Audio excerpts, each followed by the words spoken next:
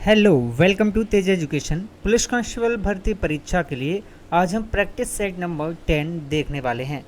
साथियों, अब आप व्हाट्सएप ग्रुप जरूर ज्वाइन कर लो। इस व्हाट्सएप नंबर पर हाई लिखकर भेजें और व्हाट्सएप ग्रुप में शामिल हो जाएं, जहां आपको हर क्लास की लिंक मिलेगी। तो साथियों, सारे पीडीएफ आपको हमारी हर क्लास के पीडीएफ एप्लीकेशन पर मिलेंगे। तेज एजुकेशन ऐप आप डाउनलोड करें। साथ ही साथ केवल 99 रुपये में साथियों जी के और साइंस के पूरे पीडीएफ एनसीईआर के आधारित जिसमें प्रश्न रहेंगे और व्यापम के सभी पुराने प्रश्न भी जिसमें रहेंगे। पूरे पैकेज में 99 रुपये का ये आपको हमारे ऐप पर साथियों मिल जाएगा। और तेज एग्जाम चैनल आप जरूर सब्सक्राइब करें। देखिए, सबसे पहला प्रश्न है आपका कि बोरोबुदुर बौद्ध मंदिर साथियों निम्नलिखित में से कहां पर स्थित है। बहुत कठिन प्रश्न आते हैं साथियों, ठीक है। तो आप हमेशा याद रखना कि बोरोबुदुर बौद्ध मंदिर की अगर मैं बात करूं तो ये साथियों कहां पर है, इंडोनेशिया में ये स्थित है। ये पूरे विश्व में बड़ा ही फेमस है साथियों। आगे बढ़ते हैं, अगला प्रश्न आपका देखिएगा बनता है कि माधव राष्ट्रीय उद्यान में सामान्य रूप से देखा जाने वाला मांसाहारी कौन सा है। तो आप याद रखना कि माधव राष्ट्रीय उद्यान में सामान्य रूप से देखा जाने वाला जो मांसाहारी है ना, ये साथियों तेंदुआ है। कौन है साथियों? तेंदुआ। अगला प्रश्न बनता है आपका कि कन्नौज की लड़ाई में शेर शाह सूरी के द्वारा हुमायूं को कब पराजित किया गया था। तो आप याद रखना कि जो कन्नौज की लड़ाई है साथियों, ये किसके बीच हुई? शेर शाह सूरी और हुमायूं के बीच हुई थी, जिसमें शेर शाह सूरी ने किसको भाई? हुमायूं को हराया था। लेकिन भाई ये कब जो है कन्नौज की लड़ाई हुई? तो आप याद रखना 1540 में। क्लियर है साथियों? कब? 1540 में ये लड़ाई हुई। अगला प्रश्न बनता है आपका, देखिए प्रश्न क्रमांक 4 है कि निम्न में से कान्हा राष्ट्रीय उद्यान का अनमोल रत्न भाई कौन सा है। तो आप याद रखना कि कान्हा राष्ट्रीय उद्यान का अनमोल रत्न है साथियों आपका बारहसिंघा। कौन है भाई? बारहसिंघा। बात आती है कि कान्हा राष्ट्रीय उद्यान है कहाँ पर, तो आप हमेशा याद रखना ये है भाई हमारा कहाँ पर? मंडला बालाघाट। कहाँ पर भाई? मंडला बालाघाट जिलों में ये स्थित है। नेक्स्ट प्रश्न है, देखिए प्रश्न क्रमांक 5 देखें कि लंदन में आयोजित पहला जो गोलमेज सम्मेलन है ना भाई, इसके दौरान ब्रिटिश प्रधानमंत्री कौन थे। तो आप याद रखना कि पहला गोलमेज सम्मेलन जो है कहाँ पर हुआ साथियों? लंदन में हुआ। इस समय ब्रिटिश प्रधानमंत्री कौन थे? तो याद रखना रैमजे मैकडोनाल्ड थे साथियों, ठीक है। कौन थे? रैमजे मैकडोनाल्ड थे। आगे देखिए, अगला प्रश्न है कि मध्य प्रदेश की सबसे लंबी नदी निम्नलिखित में से कौन सी है। तो आप हमेशा याद रखना कि मध्य प्रदेश की जो सबसे लंबी नदी है ये है भाई कौन सी? नर्मदा नदी। अब ये मध्य प्रदेश की सबसे लंबी है, लेकिन भाई भारत की कौन सी है भाई? नर्मदा भारत की 5वीं है। भारत की कौन सी? 5वीं बड़ी नदी है, ठीक है भाई। आगे बढ़ते हैं, अगला प्रश्न आपका बन जाता है, देखिए प्रश्न क्रमांक 7 देखिएगा कि लोकसभा की अध्यक्ष सुमित्रा महाजन किस निर्वाचन क्षेत्र का प्रतिनिधित्व साथियों करती हैं। बहुत अच्छा प्रश्न। तो आप हमेशा याद रखना कि लोकसभा की अध्यक्ष सुमित्रा महाजन के बारे में अगर हम बात करें तो ये साथियों प्रतिनिधित्व करती हैं किसका भाई? इंदौर क्षेत्र से, ठीक है। इंदौर से लगातार जो है सांसद रहती हैं, ठीक है। आपको ये भी याद रखना है कि जो सुमित्रा महाजन है ना साथियों, इनको क्या है? ताई के नाम से भी जाना जाता है, ठीक है। और ये इस पद पर आसीन होने वाली भारत की दूसरी महिला हैं साथियों लोकसभा अध्यक्ष के पद पर, ठीक है। प्रश्न है कि विजय राघवगढ़ का जो किला है ना, ये कहाँ पर है? कटनी में है या सतना में या जबलपुर में या रीवा में। तो आप याद रखना कि विजय राघवगढ़ का जो किला है यह साथियों कटना में है, कटनी में है। कहाँ पर? कटनी में। कटनी को क्या कहते हैं? कटनी को भाई चूना नगरी भी कहते हैं। क्या कहते हैं? चूना नगरी भी साथियों कटनी को कहते हैं।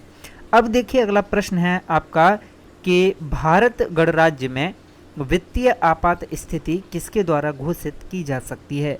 बहुत अच्छा प्रश्न। तो आप याद रखना कि भारत गणराज्य में वित्तीय आपात स्थिति की अगर हम बात करें तो यह भाई घोषित की जा सकती है राष्ट्रपति के द्वारा। किसके द्वारा? राष्ट्रपति के द्वारा। भाई कौन से आर्टिकल में ऐसा कहा गया? तो आप याद रखना आर्टिकल 360 में, ठीक है भाई। आर्टिकल 360 के तहत वित्तीय आपातकाल की घोषणा राष्ट्रपति के द्वारा की जाती है, ठीक। आगे बढ़ जाते हैं, अगला प्रश्न है कि देवगढ़ का किला भाई किसने बनवाया था? देवगढ़ का किला। तो आपको याद रखना है कि जो देवगढ़ का किला है ना साथियों, यह गोंड राजा जाराव ने साथियों बनवाया, ठीक है। आपको ये भी याद रखना है कि वित्तीय आपातकाल की स्थिति में, ठीक है भाई, मौलिक अधिकारों का जो आर्टिकल 19 है ना, ये स्वतः निलंबित हो जाता है। तो यहाँ से एक प्रश्न बन जाता है कि मूल अधिकारों को क्या है साथियों, निलंबित किया जा सकता है। ठीक है, आगे बढ़ते हैं कुछ विशेष परिस्थितियों में, जैसे कि वित्तीय आपातकाल की स्थिति में। प्रश्न है आपका कि भाई आकाशगंगा का जो आकार है ना, ये निम्नलिखित में से कैसा है? भाई नियमित है या अनियमित है या सर्पिलाकार है या अंडाकार है? तो आपको याद रखना है कि आकाशगंगा का जो आकार है ना, ये साथियों कैसा है, याद रखना है, ये सर्पिलाकार है आकाशगंगा का आकार। ठीक है भाई, विकल्प सी इसका सही जवाब है।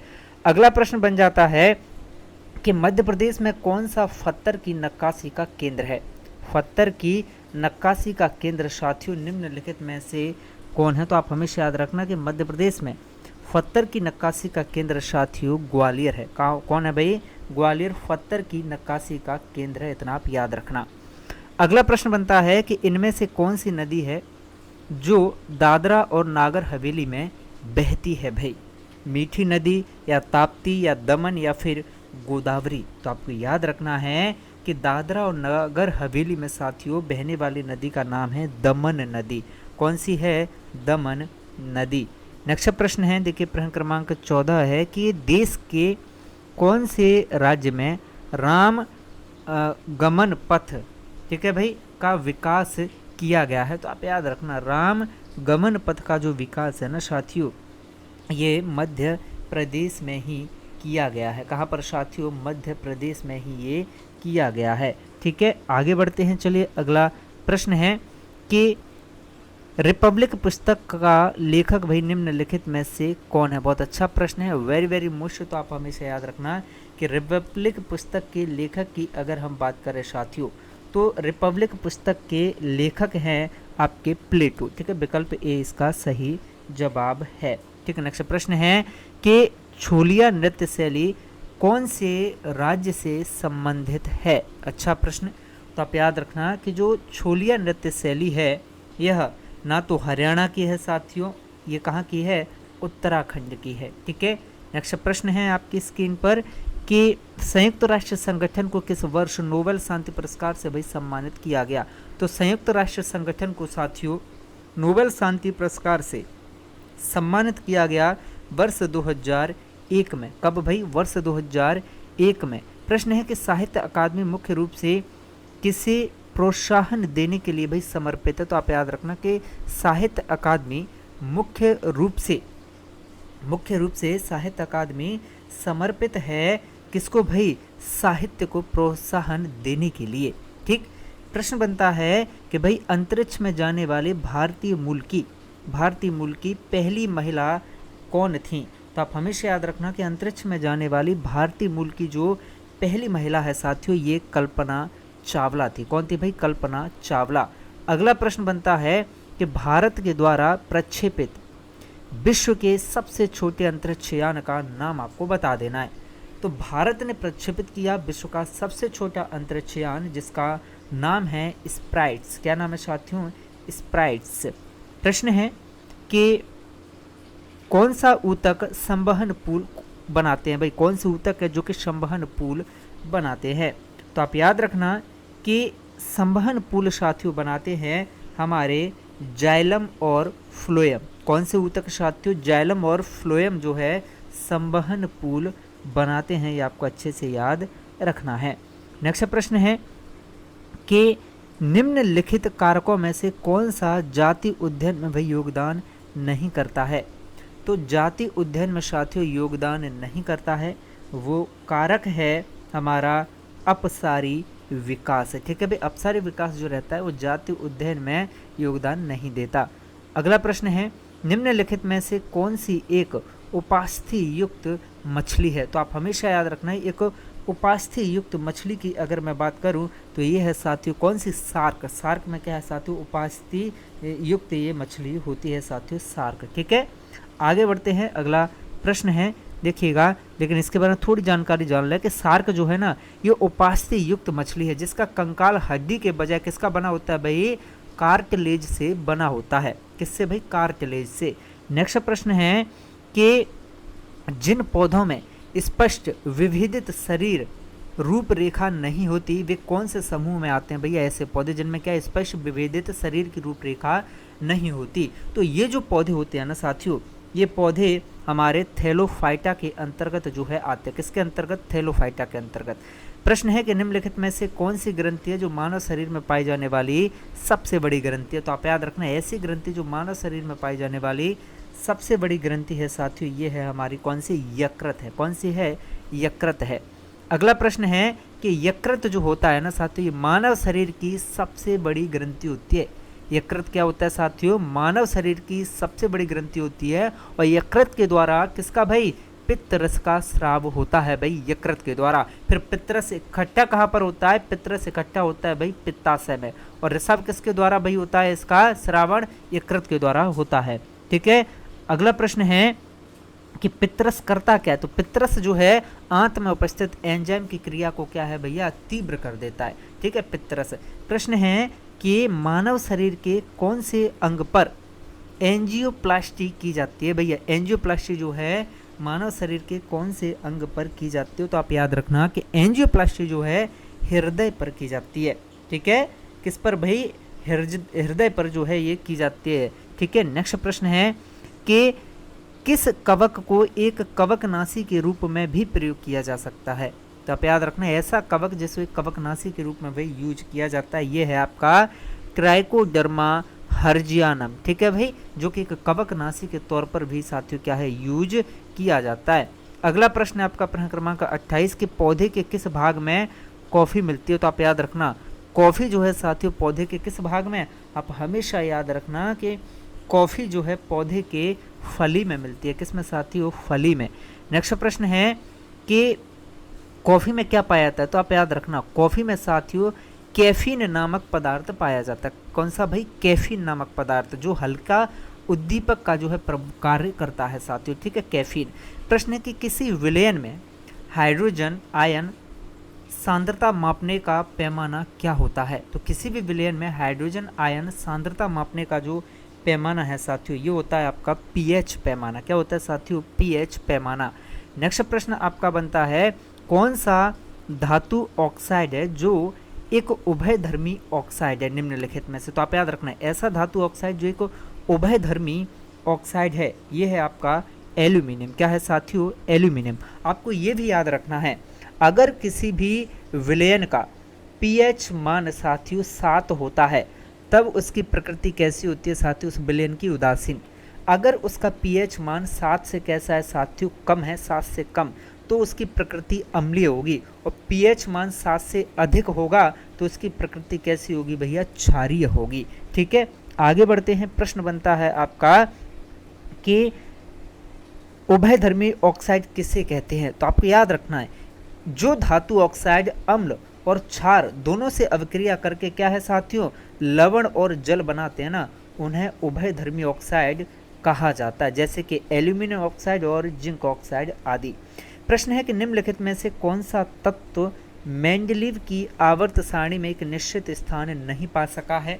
तो मेंडलीव की आवर्त सारणी में एक निश्चित स्थान साथियों प्राप्त नहीं कर पाया है, वो है बेचारा कौन? हाइड्रोजन तत्व है। कौन सा है? हाइड्रोजन तत्व है बेचारा। ठीक है भाई। अगला प्रश्न है, देखिए आपके स्क्रीन पर प्रश्न क्रमांक 32 देखें कि आधुनिक आवर्त सारणी में पहला धातु तत्व साथियों निम्नलिखित में से क्या है?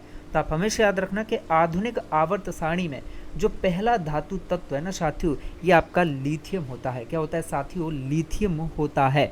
अब लिथियम तो कैसा है साथियों? पहला धातु तत्व है। पहला धातु तत्व कौन है? लिथियम है। ठीक है, लिथियम क्या है? लिथियम पहला धात्विक तत्व है। लेकिन हाइड्रोजन की अगर बात करूं तो हाइड्रोजन साथियों कैसा है? पहला अधात्विक तत्व है। ये दोनों याद रखने हैं आपको। ठीक है, तो प्रश्न या तो आपके पेपर में ऐसे सीधे बन जाएगा या फिर जो डिटेल दी गई है ना वहां से प्रश्न बनेगा, लेकिन जो हम कवर आपको करवा रहे हैं ना ये काफ़ी आपकी परीक्षा के लिए। ठीक है, प्रश्न बनता है, इसीलिए पीडीएफ आप अच्छे से रिवीजन कीजिएगा पीडीएफ से। ठीक है, पीडीएफ पढ़ना बहुत ज़रूरी है। प्रश्न है कि बर्फ़ पानी पर तैरती है, ऐसा क्यों भाई? बताइएगा भाई। बर्फ़ जो है पानी पर इसीलिए तैरती है क्योंकि इसका जो घनत्व होता है ना भैया बर्फ़ का, ये पानी से कम होता है। ठीक है, बर्फ़ का घनत्व तो पानी से कम होता है, इसीलिए क्या है? ये तैरती है। कितना कम होता है?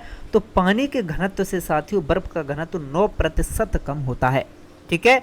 और पानी का घनत्व 4 डिग्री सेल्सियस पर क्या है साथियों, अधिकतम होता है। नेक्स्ट प्रश्न है कि निम्नलिखित में से कौन सा उपकरण है जो कि परपथ में विद्युत धारा का पता लगा लेता है। तो ऐसा उपकरण जो कि परपथ में विद्युत धारा का पता लगा लेता है, ये उपकरण है साथियों हमारा कौन, गैल्वेनोमीटर। कौन है साथियों, गैल्वेनोमीटर है। ठीक है। अगला प्रश्न है कि किसी वस्तु पर विद्युत आवेश उपस्थिति का पता लगाने के लिए कौन से उपकरण का यूज किया जाता है। तो किसी भी वस्तु पर विद्युत आवेश की उपस्थिति का पता लगाने के लिए जिस उपकरण का यूज किया जाता है वो उपकरण है साथियों हमारा क्या है, इलेक्ट्रोस्कोप है। क्या है साथियों, इलेक्ट्रोस्कोप है, इतना आप याद रखना। ठीक है। विकल्प बी इसका सही जवाब है। तो बहुत ही शानदार प्यारे प्यारे प्रश्न हमने देखे, पूरा प्रैक्टिस सेट हमने कवर किया। अब 35 प्रश्नों में से आपका स्कोर क्या रहा, जल्दी से भाई कमेंट करके बताइएगा। ठीक है। आपका स्कोर क्या रहा, सब लोग कमेंट करें। और अगर 30 से कम आपका स्कोर रहा है तो आपको बहुत ज़्यादा पढ़ने की ज़रूरत है। तो पीडीएफ से आप रिवीजन जरूर करें, क्योंकि प्रश्न के अलावा जो थ्योरी, जो डिटेल लिखा है प्रश्न के नीचे, वो बहुत ज़रूरी है। उसमें बहुत सारी चीज़ें आपको एक्स्ट्रा मिलेंगी। ठीक है साथियों, तो मिलते हैं नेक्स्ट प्रैक्टिस सेट में। तब तक के लिए जय हिंद, जय भारत, जय महाकाल मेरे प्यारे साथियों।